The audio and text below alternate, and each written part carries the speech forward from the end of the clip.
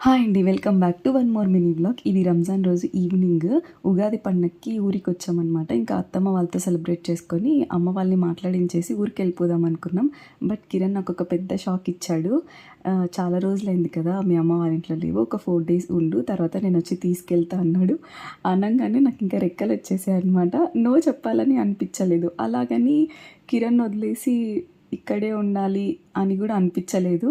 ఆ రెండిట్లో చాలా కన్‌ఫ్యూజన్‌లో ఉన్నాను. బట్ ఇంకా ఫైనల్‌గా ఫిక్స్ అయిపోయా. అమ్మ వాళ్ళ ఇంట్లో ఉందాం ఒక 4 డేస్ అని చెప్పి.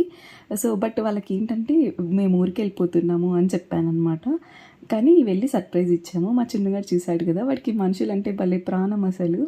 చాలా బాగుంటాడు అందరితోనూ. అండ్ ఇక్కడ ఇంకా వచ్చేసేటప్పుడు అమ్మ పసుపు, కుంకుమ ఇచ్చింది. అలాగే అమ్మ వాళ్ళని మాట్లాడించుకొని గోవిందన్న వాళ్ళ దగ్గరికెళ్ళాం. రీసెంట్‌గా మ్యారేజ్ అయింది కదా! వాళ్ళని కూడా మాట్లాడించేసుకొని మా కిరణ్ ఇక్కడ హ్యాపీగా ఉన్నాడు చూసారా? దానికి రీజన్ ఏంటనేది నెక్స్ట్ వ్లాగ్‌లో